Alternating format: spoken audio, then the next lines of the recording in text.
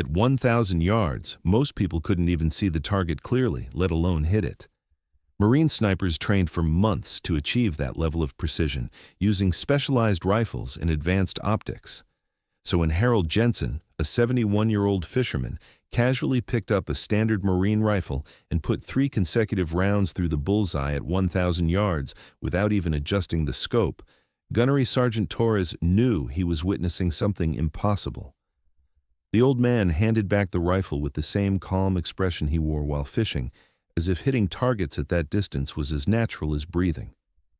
And that's when Torres asked the question that would reveal who Harold really was. Welcome to Veteran Stories. Before we continue this incredible story of hidden mastery, impossible precision, and the moment when 12 years of quiet retirement revealed skills that defied explanation, tell me in the comments which city you're watching from today. And if you believe extraordinary abilities can hide in the most ordinary places, hit that subscribe button and help us share these amazing stories. Pier 7 extended 200 yards into the Pacific Ocean from the small coastal town of Oceanside, California. Every morning at exactly 5:30 a.m., Harold Jensen walked to the end of that pier, carrying the same well-worn tackle box, the same fiberglass fishing rod, and the same thermos of black coffee he'd brought for the past 12 years. At 71, Harold looked like what he was supposed to be, a retired man who'd found peace in the rhythm of waves and the possibility of catching dinner. His weathered baseball cap shaded eyes that had seen 7 decades of life, and his flannel shirts and work boots suggested someone who valued function over fashion. The pier was public, shared by early morning joggers, occasional tourists, and the Marine recruits from Camp Pendleton who used the nearby beach for physical training.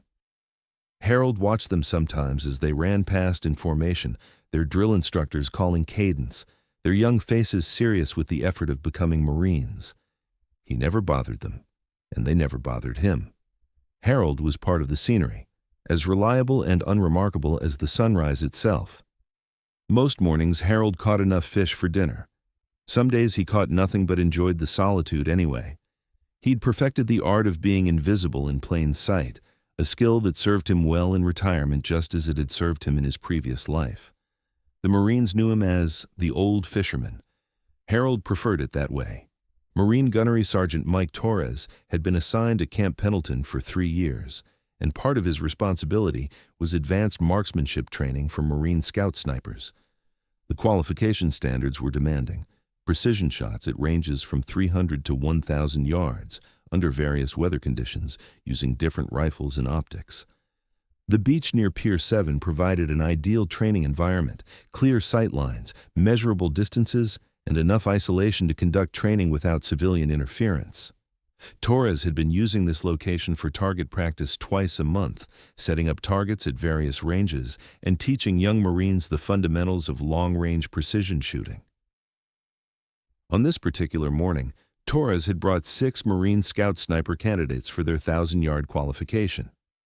It was the most challenging shot in their training, requiring not just marksmanship skill, but understanding of the wind conditions, bullet trajectory, and the mental discipline to make a shot that tested the limits of both equipment and training. The Marines were using M40A6 sniper rifles equipped with Schmidt and Bender scopes, the same equipment used by Marine snipers in combat zones around the world. The ammunition was match grade, manufactured to precise specifications for consistent accuracy. Weather conditions were nearly perfect: light wind, good visibility, stable atmospheric pressure. Despite these advantages, 3 of the 6 Marines had failed to hit the target on their first attempts. Harold had been fishing for 2 hours when the Marines began their training exercise. The crack of rifle fire was familiar background noise. He'd heard thousands of training sessions over the years and had learned to tune out the sound while concentrating on his fishing. But this morning was different. Harold's trained eye automatically assessed the wind conditions, the atmospheric visibility, and the target placement. After listening to several shots and watching the Marines' body language, he realized they were struggling with something that shouldn't have been difficult given the conditions. Harold could see the 1,000-yard target from his position on the pier. Years of training had given him the ability to read wind patterns on water, to judge distances precisely, and to understand how environmental factors affected projectile trajectory. Without consciously thinking about it, he was analyzing the Marines' shooting problem. The wind was coming from the northwest at approximately 8 miles per hour. The temperature was 72 degrees Fahrenheit. Humidity was moderate. Given these conditions and the equipment the Marines were using, their shots should have been grouping much tighter than what Harold was observing. They were missing their wind calls and overcompensating for conditions that weren't as challenging as they thought. After watching the Marines struggle for another 30 minutes, Harold's professional instincts overcame his preference for anonymity. He'd spent too many years training young soldiers to watch them fail at something correctable without offering guidance. Harold packed up his fishing gear and walked the 150 yards from the pier to where the Marines had set up their shooting position. Gunnery Sergeant Torres was coaching one of the Marines through scope adjustments while the others waited their turn. "Excuse me," Harold said politely. "I don't mean to interrupt your training." Torres looked up, seeing a civilian fisherman who'd wandered over from the pier. "Yes, sir?" "I've been watching your exercise from over there." Harold gestured toward the pier. "I think your shooters are reading the wind wrong." Torres suppressed a smile. Civilian fishermen occasionally offered advice about everything from weather to tides, but marksmanship training was the domain of professional Marines, not retired fishermen. "We appreciate the interest, sir, but we've got this handled." Harold nodded respectfully. "I'm sure you do, but that wind isn't as strong as your shooters think it is, and it's coming from a different angle than what they're compensating for." Torres looked toward the target, then back at Harold. "Sir, that's a 1,000-yard shot. It's not something civilians typically understand." "You're right," Harold said quietly. "Mind if I take a look?" Torres hesitated. The old fisherman seemed confident, but 1,000-yard precision shooting required training and experience that most people never received. On the other hand, Harold was being respectful, and Torres was curious about what the old man thought he could see that trained Marines were missing. "Sure," Torres said, stepping aside. "Take a look through the scope." Harold approached the rifle position and looked through the Schmidt and Bender scope. He spent about 30 seconds studying the target, then lifted his head and looked at the terrain between the shooting position and the target with his naked eye. "Your wind call's off by about 2 minutes of angle," Harold said matter-of-factly. "And your shooters are overcompensating for the mirage effect. The atmospheric conditions aren't creating as much distortion as they think." Torres stared at Harold. The old fisherman had just made specific technical observations about ballistics and atmospheric effects that most civilians wouldn't know existed. "Sir," Torres said carefully, "how do you know about minute of angle adjustments?" Harold looked at Torres with eyes that suddenly seemed more alert, more focused. "Long time ago, I knew a thing or two about long-range shooting." Torres made a decision. "Would you like to take a shot?" Harold looked at the rifle, then at Torres, then at the Marines who had stopped their training to watch this unusual interaction. Taking the shot would reveal capabilities he'd kept hidden for 12 years. But watching young Marines struggle with correctable problems violated every training instinct he'd developed during his military career. "Sure," Harold said simply. He assumed a prone position behind the rifle with movements that looked natural and practiced. The Marines noticed immediately. Harold's body position was textbook perfect, his breathing controlled, his grip consistent with someone who'd spent significant time behind precision rifles. Harold looked through the scope for about 10 seconds, making mental calculations for wind, distance, and atmospheric conditions.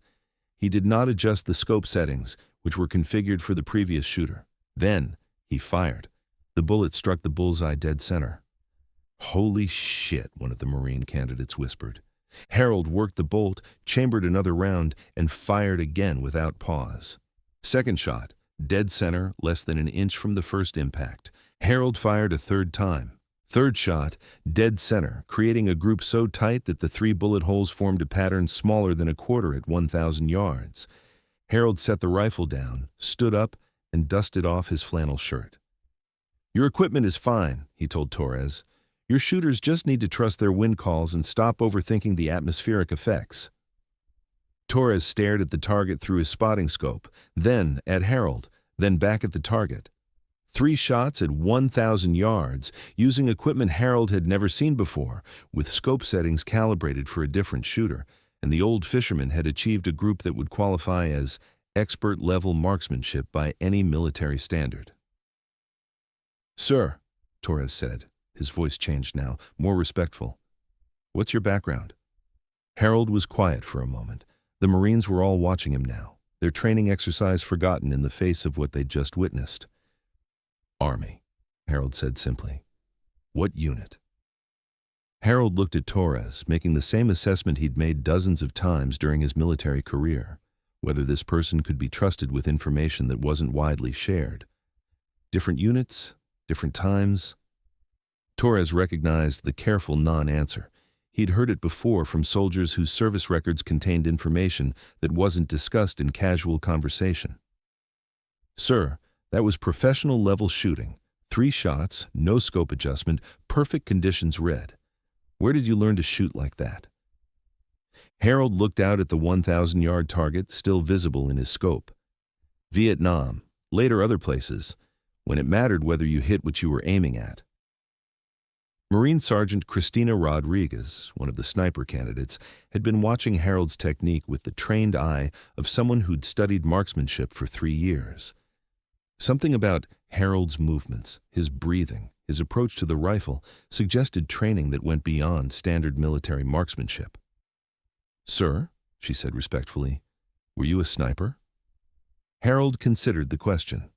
The word sniper had specific connotations in modern military terminology, but his role had been more complex than what current Marines would understand. "I was a designated marksman," Harold said. "Sometimes that meant long-range precision shooting. Sometimes it meant other things." Torres understood the distinction. Designated marksmen were often assigned to special operations units where marksmanship was just one of many required skills. "What other things?" Torres asked. "Target identification, reconnaissance, forward observation, whatever the mission required." Torres was beginning to understand that Harold's military service had been at a level most Marines never reached. Special operations designated marksmen were among the most highly trained soldiers in the Army, selected for skills that went far beyond basic marksmanship. "How many years did you serve?" 28, 1968 to 1996. The timeline meant Harold had served during Vietnam, through the Cold War, and into the early years of modern special operations development. 28 years suggested a career soldier who'd reached senior enlisted or officer ranks. "Sir," Torres said, "would you be willing to help my Marines with their qualification? They could benefit from your experience." Harold looked at the 6 young Marines who'd been struggling with their 1,000-yard shots. They were good soldiers, dedicated to their training, but they lacked the experience that comes from real-world application of marksmanship skills. What specifically are they having trouble with? Wind calls, mostly. And confidence. They're second-guessing their calculations instead of trusting their training. Harold nodded. "Let me watch them shoot, and I'll see what I can suggest." Over the next hour, Harold observed each Marine's shooting technique, offering quiet corrections and advice. He didn't touch their rifles or make dramatic adjustments, just small suggestions about breathing, trigger control, and reading environmental conditions. "Sergeant Rodriguez," Harold said to the female Marine who'd asked about his sniper experience, "your technique is solid, but you're overcompensating for the wind. Trust your initial calculation."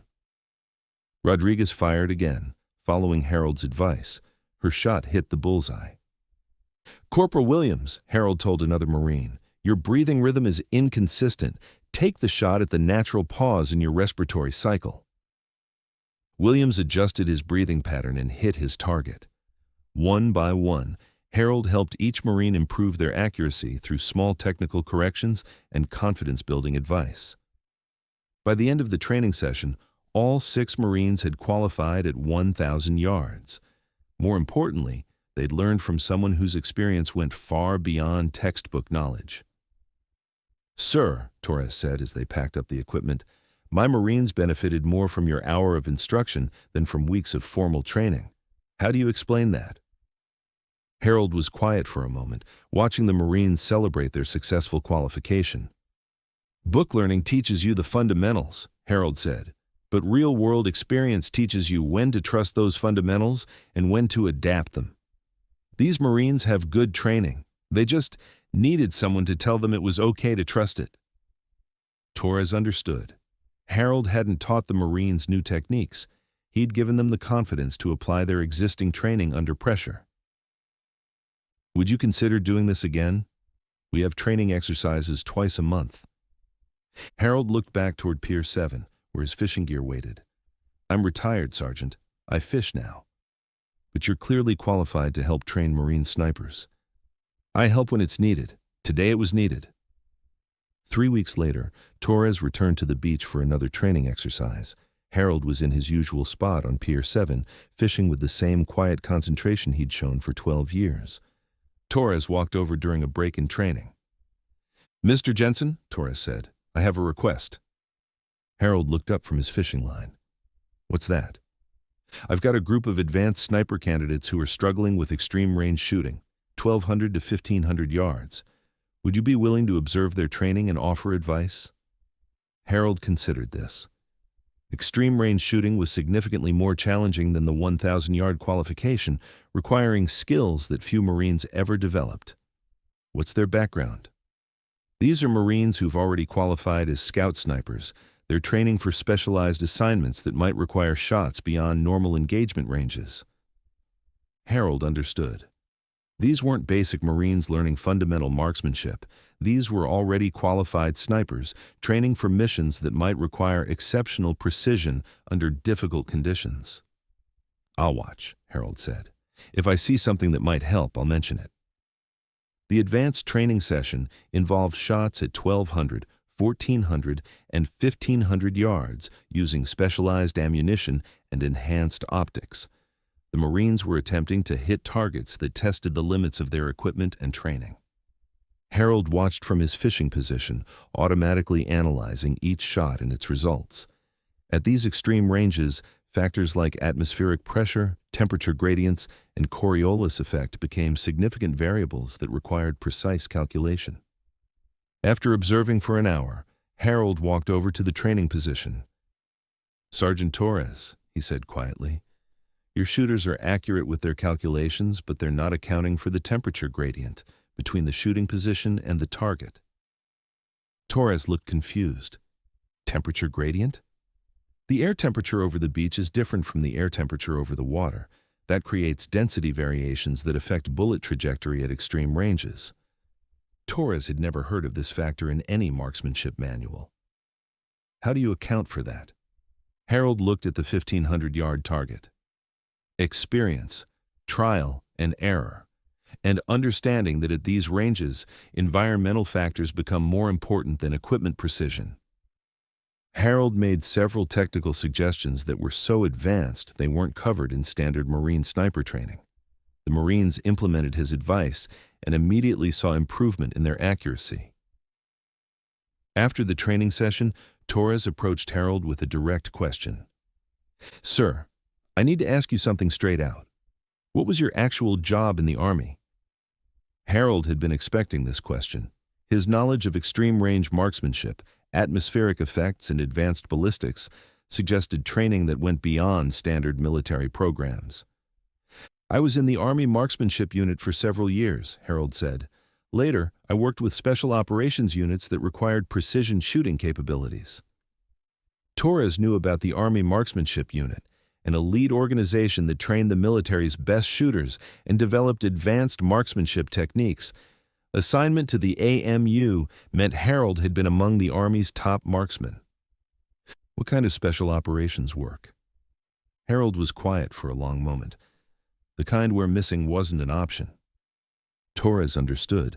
Harold had been involved in missions where his marksmanship skills had been used for purposes more serious than training exercises. How many years were you with Special Operations? 15, from 1981 to 1996. That timeline covered some of the most significant Special Operations missions in recent military history. Harold had likely been involved in operations that would never be publicly acknowledged. Word of Harold's expertise spread through the Marine sniper community at Camp Pendleton. not as publicity or recognition seeking, but as the kind of professional respect that develops when people recognize exceptional competence. The Marine Corps Scout Sniper School requested permission to consult with Harold about their advanced curriculum. Marine snipers who'd heard about his abilities made requests to observe his training sessions with Torres's Marines. Harold accepted these requests reluctantly, always insisting that his role was to observe and offer suggestions, not to become an official instructor. "I'm retired," he told everyone who approached him. "I fish now, but if my experience can help Marine snipers do their jobs better, I'm willing to share it." His influence on Marine marksmanship training became significant. Techniques he suggested were incorporated into official training protocols. Environmental factors he identified became part of advanced sniper education, but Harold insisted on maintaining his routine. Every morning at 5:30 a.m., he walked to Pier 7 with his tackle box and fishing rod. The only difference was that now, occasionally, Marines would approach him with respectful questions about precision shooting. 2 years after their first encounter, Torres was promoted and transferred to another assignment. Before leaving, he visited Harold on Pier 7 for a final conversation. "Sir," Torres said, "I wanted to thank you for what you've done for Marine sniper training here. Your contributions have been significant." Harold continued fishing while they talked.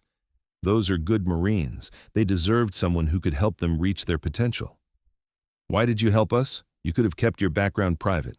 Harold was quiet for a while, watching his fishing line in the gentle Pacific waves. "Because precision matters," he said finally. "When Marines deploy with sniper rifles, they need to know that their training prepared them for every situation they might encounter. If my experience could contribute to that preparation, then sharing it was the right thing to do." Torres understood. Harold hadn't helped train Marines for recognition or gratitude. He'd done it because he understood the responsibility that comes with specialized knowledge. "What you taught us about extreme range shooting, atmospheric effects, environmental variables, that knowledge is going to save lives in combat." Harold nodded. "That's why it mattered." 5 years after his first demonstration of 1,000-yard marksmanship, Harold continued his daily routine on Pier 7. Now 76, he still arrived at 5:30 a.m. with the same tackle box and fishing rod, maintaining the peaceful routine that had defined his retirement. But things had changed in small ways. Marine snipers occasionally stopped by to ask technical questions. Advanced marksmanship instructors consulted with him about training problems. His quiet expertise had become a resource that the Marine Corps valued and protected. One morning, a young Marine lieutenant approached Harold with unusual respect. "Sir, I'm Lieutenant Morrison. I understand you've been helping with sniper training here." "I answer questions sometimes," Harold replied. "Sir, I'm scheduled to deploy to Afghanistan next month with a scout sniper team. I was hoping you might have advice about precision shooting in mountain environments." Harold looked at the young officer, maybe 24 years old, serious about his responsibilities, seeking guidance that could affect his Marine's survival in combat. Harold set down his fishing rod and spent the next hour sharing knowledge about high-altitude shooting, temperature effects, and environmental factors that weren't covered in standard training manuals. "Lieutenant," Harold said as their conversation concluded, "the most important thing to remember is that your training prepared you for more than you realize. Trust your skills, trust your equipment, and trust your Marines." As Lieutenant Morrison walked away, Harold returned to his fishing.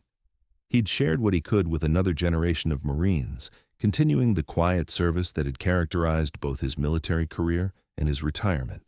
Some men teach from podiums, others teach from fishing piers. Harold Jensen had found that the most important lessons were often shared quietly, between people who understood that precision and preparation could mean the difference between life and death.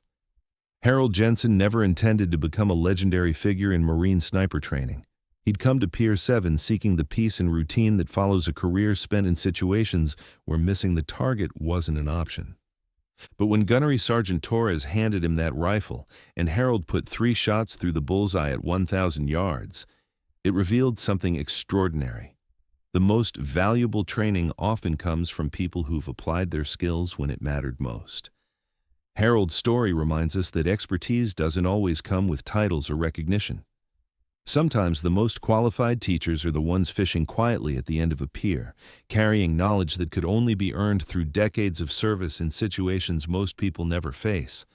The Marines who trained with Harold didn't just learn about marksmanship. They learned about precision, patience, and the responsibility that comes with specialized skills. They learned that true expertise is quiet, confident, and always willing to help the next generation do better. So now I ask you, have you ever encountered someone whose quiet competence suggested depths of knowledge and experience you couldn't imagine? Someone whose casual demonstration of skill revealed years of training and dedication? Share their story in the comments. Tell us where you're watching from. Because at Human Stories, we believe that the greatest teachers are often the ones we might overlook, standing ready to share knowledge that can change lives. Subscribe if stories like this matter to you. Because every community has people like Harold Jensen, experts who've moved beyond seeking recognition to simply sharing what they know with those who need to learn.